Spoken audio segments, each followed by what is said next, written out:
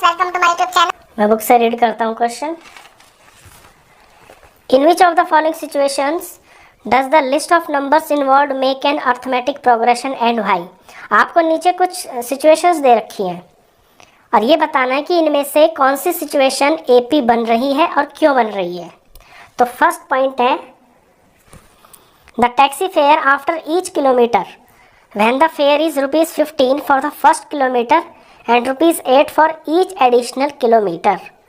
कुछ इस तरह से सवाल है कि टैक्सी का किराया है और पहले किलोमीटर के लिए आपके ₹15 लगते हैं और फिर हर किलोमीटर के लिए आगे जितना भी चलेंगे ₹8 1 किलोमीटर के लगेंगे। इस तरह से तो बताइए कि क्या ये एपी बन रही है कि नहीं बन रही है। तो देखिए, सबसे पहले तो आप इसमें अपना ए निकालिए। ए का मतलब होता फर्स्ट टर्म, तो ए इसके अंदर आपकी है पहले किलोमीटर के लिए 15। अब इसमें अपना A2 निकालिए। A2 क्या हो जाएगा दूसरे किलोमीटर के लिए। 15 में 8 प्लस करें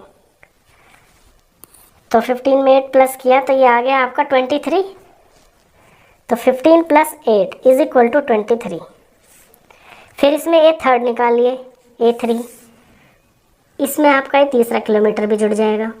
तो यहाँ तक तो 23 हो गए थे। 23 में 8 और प्लस करें, ये 31 हो गया। अब मिनिमम आपको 3 नंबर की ज़रूरत पड़ती है, चाहे तो एक और एक्स्ट्रा निकाल के दिखा दीजिए, लेकिन 3 नंबर आपके काफ़ी हैं ये बताने के लिए कि ये एपी है या नहीं, क्योंकि उनमें से आपके 2 डी आ जाएंगे। अगर दोनों डी सेम है तो यानी आगे जो सीक्वेंस चलेगा वो आपका एपी में होगा। चलिए एक और निकाल देता हूँ मैं, A4। तो 31 में 8 जोड़ा तो आपका 39 आ गया। तो मेरा सीक्वेंस बना 15, 23, 31, 39 एंड सो ऑन। अब डी निकालते हैं। इसमें पहले इन 2 टर्म का निकालूंगा, इसे मैं D1 से डिनोट कर दूंगा। तो ये मेरा A2 है, ये A1 है। इसमें से जब D निकलेगा तो 23 - 15 ये आया आपका 8। D2 निकालूं तो अगली में से पिछली वाली यानी A3 में से A2। 31 - 23 ये भी 8 आ गया। बस दो डी आ गए आपके बराबर, यानी कि ये आपका एपी है। तीसरा निकालने की ज़रूरत नहीं है, आगे 3 नंबर से ही पता चल जाता है और 2 डी से ही पता चल जाता है कि आपकी एपी है या नहीं है। तो अब आप इसे ऐसे लिखेंगे, बिकॉज आंसर में ऐसे लिखेंगे, because the terms continually increase by the same number. और सेम नंबर क्या है वो 8, यानी हर बार आपका 8 8 8 बढ़ रहा है, सबके अंदर 8 8 इंक्रीज हो रहा है। तो सेम नंबर से आगे चल रही है आपकी ये। So it is an AP. तो ये आपका एपी है। इस तरह का क्वेश्चन है ये। चलिए इसका सेकंड पार्ट है, उसे भी करते हैं, इससे और अच्छा समझ में आएगा आपको। ये 4 पार्ट है इसी तरह के। सेकंड पार्ट में आपको केस दिया है, the amount of air present in the cylinder when a vacuum pump removes 1/4 of the air remaining in the cylinder at a time. इस तरह से क्वेश्चन है कुछ ये कि आपके पास एक हवा का सिलेंडर है, इसमें आपकी हवा भरी हुई है और इसमें एक बार पंप मारते हैं, मतलब कि प्रेशर मारते हैं, तो हवा यहाँ से ऐसे निकल जाती है। अब एक बारी में 1/4 निकलती है हवा। तो मान लीजिए इसके अंदर जो टोटल हवा है ना वो मैं x मान लेता हूँ। तो इसके अंदर टोटल एयर है आपकी x शुरू में। अब इसमें एक पंप मारा तो पंप मारने से 1/4 निकल जाएगी बाहर। तो बाहर कितनी निकलेगी, remove 1/4 of x। First pump पे जब मैंने पहली बार इसमें पंप मारा तो 1/4 ऑफ x निकल जाएगी कि x का 1/4 यानी कि इसका चौथा हिस्सा। तो फिर पीछे रह कितनी जाएगी, एयर लेफ्ट आपकी एक्स थी शुरू में, 1/4x निकल गई बाहर, तो कितनी बची? सॉल्व करते हैं इसको। यहाँ पे 1 है इसका कोफिशिएंट, 4 1 4 और -1 यानी कि 3/4x। इतनी एयर बच गई अब आपकी। अब मान लीजिए आपकी इतनी एयर, जितना मैं डार्क कर रहा हूँ, ये एयर आपकी निकल गई और ये जो वाइट है ये आपकी बच गई। अब इसमें दूसरा पंप मारते हैं। जब दूसरी बार इसके अंदर मारेंगे तो फिर 1/4 बाहर निकलेगी, लेकिन इस बार 1/4 किसका निकलेगी? जो इसके अंदर ऑलरेडी अब बच गई है। अब इसका x का नहीं निकलेगा 1/4, अब आपका 3/4 का 1/4 निकलेगा, क्योंकि हवा तो 3/4x बची है ना। तो अब इसमें कितना रिमूव हो जाएगी? 3/4x का 1/4, यानी कितनी हवा निकलेगी? ऊपर आ गया आपका 3x, नीचे 4 4 16, तो इतनी निकल जाएगी सेकंड पंप में। मैं लिख देता हूँ, फर्स्ट पंप जब पहली बार मारा, जब सेकंड पंप जब इसमें दूसरी बार इसमें पंप मारा, तो इतनी हवा निकल गई। तो फिर बची कितनी एयर लेफ्ट? अब थी कितनी? 3/4x, और निकल कितनी गई? 3/16x। तो कितनी बची? सॉल्व करना पड़ेगा, इसे माइनस करते हैं। देखिए इसका एलसीएम आएगा आपका 16, और 16 को 4 से डिवाइड करके 4 आएगा, 4 को 3 से मल्टीप्लाई करेंगे तो 12 और x का x, और यहाँ माइनस 16 को 16 से डिवाइड करके 1 आएगा, और 1 3 ज़र 3, और ये आपका x। तो हवा बच गई आपकी 9/16x। 2 बार पंप मारा। अब एक और निकाल लेते हैं, क्योंकि हमें ए बी बताने के लिए कम से कम 3 टर्म्स की ज़रूरत पड़ती है। वैसे इसके बाद ज़रूरत भी नहीं है, क्योंकि हमारे पास 3 टर्म्स आ गई हैं। ये देखिए आपकी फर्स्ट शुरू की x थी, और फिर एयर लेफ्ट, एक पहला पंप मारा तो इतनी बची, और दूसरा पंप मारा तो आपकी इतनी एयर बच गई। यही आगे मेरा सीक्वेंस, इन्हें लिख लेता हूँ मैं। x 3/4x और 9/16x। अब इनसे बताना है कि क्या ये AP बन रहा है कि नहीं बन रहा। तो सिंपल आपको D निकालना है। तो पहले इन दोनों का निकालेंगे, तो इसे मैं D1 से डिनोट कर लेता हूँ, और ये मेरी A2 है, ये A1 है। A2 है 3/4 और ये मेरा x। सॉल्व किया,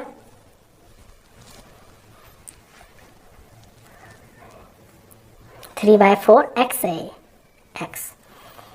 जब इसे इधर सॉल्व करेंगे तो ये 4 का 4 हो गया, 4 1 ज़र 4। जब इस तरह 3 नंबर होते हैं तो ऐसे मल्टीप्लाई कर लेते हैं, कॉफिशिएंट मल्टीप्लाई हो जाता है। यहाँ पे 1 है ना, तो 4 1 ज़र 4 और माइनस, और इधर 3x है, यानी 3x माइनस 4x अपॉन में 4। ये कितना आया? माइनस का 4 बड़ा है, तो ये -1x/4 आ गया। इसे आप -x/4 भी लिख सकते हैं। तो D1 आया आपका इतना। अब एक D और निकाल के देखते हैं, D2, यानी A3 में से A2 माइनस करेंगे, तो 9/16 में से 3/4 माइनस करते हैं। इनका एलसीएम आएगा आपका 16। 16 से 16 डिवाइड किया, 1 आया, 1 को 9 से मल्टीप्लाई किया तो 9 आ गया, और x का x। यहाँ इसे डिवाइड करके 4 आएगा, 4 3 ज़र 12, तो 12x आ गया। ऊपर ऊपर सॉल्व होके आ गया आपका माइनस का 3 और x और अपॉन 16। तो ये 2 D आए हैं आपके, यानी इसके बीच का गैप तो इतना है और इन दो के बीच का जो डिफरेंस है वो इतना है, लेकिन ये बराबर तो नहीं है। जब बराबर नहीं होता है सीक्वेंस के नंबर्स का जो D है, तो वो AP नहीं होता। तो ये वाला जो केस है आपका, ये आपका AP नहीं है। तो इसे ऐसे लिखेंगे, therefore these number, ये जो नंबर है, these numbers do not form an AP, ये AP नहीं बना रहे हैं। चलिए थर्ड पार्ट करते हैं इसका।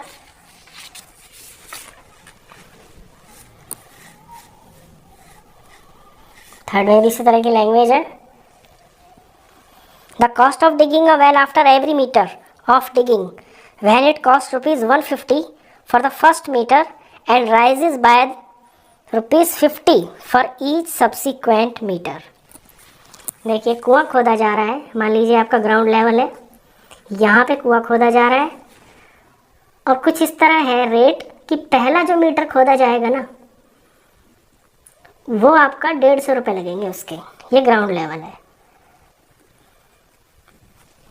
पहले मीटर के 150 लगेंगे और फिर हर मीटर के आपके 50-50 रुपये लगेंगे। तो दूसरा मीटर तो इसके यहाँ से यहाँ तक 50, फिर तीसरा मीटर यहाँ से यहाँ तक 50, ऐसे ये नीचे तक खोदा जाएगा। हर मीटर के 50 रुपये लगेंगे, सिर्फ पहले मीटर के 150 रुपये लगेंगे। ऐसा प्रैक्टिकली होता भी है क्योंकि ऊपर की मिट्टी जो है ना ज़्यादा हार्ड होती है, शुरू में मेहनत ज़्यादा करनी पड़ती है, तो लेबर्स कॉन्ट्रैक्टर्स उसका जो प्राइस है वो भी ज़्यादा लेते हैं। तो देखिए अब इसमें आपके नंबर्स क्या बनेंगे। जब आपने फर्स्ट मीटर खोदा, यानी 1 मीटर खोदा गया तो कितने रुपए लगे? 150। और जब 2 मीटर खोदा जाएगा तो कितने रुपए लगेंगे? यहाँ से यहाँ तक 150 और 50 ये, तो कितने हो गए? 200। अगर 3 मीटर तक खोदते हैं तो यहाँ तक तो 200 हो गए और यहाँ के 50 रुपये और जुड़ गए, तो हो गए आपके 250। अगर इससे आगे और बढ़ते हैं तो 50 रुपये और जुड़ जाएंगे, तो आपके 300। तो ऐसे ही 100 चलता जाएगा ये। अब ये आपका सीक्वेंस आ गया। अब आप बताइए कि क्या ये एपी है या नहीं है। तो वैसे तो सिंपली दिखाई दे रहा है कि इनका जो डिफरेंस है वो 50 का आ रहा है, तो ये एपी है, लेकिन एग्ज़ाम में आपको करके दिखाना पड़ेगा, यानी कि डी निकालना पड़ेगा। तो A2 माइनस A1 यानी 200 माइनस 150, ये आ गया आपका 50। एक डी और निकाल दीजिए आप, A3 में से A2 माइनस करके। A3 आपका 250 और A2 है 200, डिफरेंस आ गया 50। 2 डी निकालने काफ़ी होते हैं AP को प्रूफ करने के लिए। तो ये तो AP है, तो इसे आप ऐसे लिख देंगे, it forms an AP because the terms, जैसे AP वाला पिछला लिखा था ना उसी तरह से। ये आपका आंसर है, because the terms continually increase by the same number 50, same number 50 से बढ़ रही है। देखिए 50-50 ही बढ़ रहा है ना हर बार, therefore it forms an AP, इसलिए ये AP है। चलिए इसका लास्ट पार्ट और है, वो भी इसी तरह का है। ये आपका कंपाउंड इंटरेस्ट से रिलेटेड है। कंपाउंड इंटरेस्ट आपको आता होगा, आपको पता होगा कैसे कंपाउंड इंटरेस्ट निकालते हैं। देखिए, the amount of money in the account every year when the ₹10,000 is deposited at compound interest at ₹8% per annum. 10,000 रुपये हैं, इन्हें बैंक में जमा कराया गया और हर साल इनके ऊपर 8% कंपाउंड इंटरेस्ट निकलता है। कंपाउंड इंटरेस्ट का मतलब होता है ब्याज के ऊपर भी ब्याज, जो ब्याज आपने कमाया उसके ऊपर भी बैंक ब्याज देगा, वही होता है कंपाउंड इंटरेस्ट। तो देखिए आपकी अमाउंट 10,000 है, तो पहले साल आपको कितना इंटरेस्ट मिलेगा? सबसे पहले तो ये जो 10,000 है ना, ये आपका ए है, क्योंकि यहाँ से शुरुआत हो रही है, यानी आपको A1 मिल गया अपना 10,000। अब A2 निकालना है। A2 कैसे निकलेगा? आपको इंटरेस्ट कैलकुलेट करना है, INTREST, interest for first year. और इंटरेस्ट मिल रहा है आपको 8%। कितने रुपए पे मिलेगा? 10,000 पे। तो 2 ज़ीरो से 2 ज़ीरो ये वाली कट गई, 800 रुपये आपका इंटरेस्ट हो गया। तो 10,000 के आपको 800 रुपये इसने आपको कमा दिए एक साल में। तो फिर A2 क्या हो गया? A2 हो गया आपका 10,000 प्लस ये वाले 800, यानी 10,800। अब अगले साल इसके ऊपर फिर से ब्याज लगेगा। अब 10,000 के ऊपर नहीं लगेगा इंटरेस्ट, क्योंकि कंपाउंड इंटरेस्ट है ना, तो इसके अंदर ब्याज जुड़ गया। अब इसके ऊपर ब्याज लगेगा, ये जो 800 रुपये है ना, इनके ऊपर भी आपका इंटरेस्ट लगेगा। तो लिखेंगे इंटरेस्ट फॉर सेकेंड ईयर 8%, किसका? इस वाली अमाउंट का, 10,800 का। ये 2 जीरो से कट गए, अमाउंट आई आपकी, ये 800 हो गया, ये 64, 864। सेकेंड ईयर में आपका इतना इंटरेस्ट लगा, तो अब आपकी A3 कितनी हो जाएगी? यानी 10,800 में ये जो आगे जितना बढ़ा 864, तो कितना जुड़ के आ गया ये? इसे ऐड करते हैं, 10 800 864 4 6 6 1 1 1 11,664। तो ये A1, ये A2, ये A3, ये सीक्वेंस आपका ये बन गया 10,000 10,800 11,664। अब बताना है कि क्या ये AP है या नहीं है। तो आपको D निकालने हैं। पहले इसमें से D निकालता हूँ मैं, D1, यानी आपका A2 में से A1 माइनस करता हूँ, तो 10,800 माइनस 10,000, ये आया आपका 800। दूसरे में से D निकालता हूँ, नेक्स्ट वाले टर्म्स में से, इसे डिनोट करेंगे D2 से, और A3 माइनस A2, यह है आपका 11,664 माइनस और 10,800।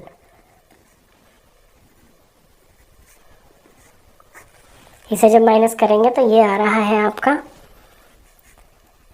पीछे 0 का 0, 6 में से 0 गया आपका 6, और यहाँ ये 16 और ये 8, फिर 4 में से 0 गया 4, 864 है। तो 2 D आ गए आपके, ये तो दोनों अलग अलग है। जब D सेम नहीं है, देयरफॉर ये वाले जो नंबर्स हैं आपके, ये AP में नहीं है। तब आप अपना आंसर लिख देंगे। ऐसे शो भी कर सकते हैं आप इस तरह से हर सवाल में, क्योंकि D1 is not is equal to D2, therefore the list does not form an AP।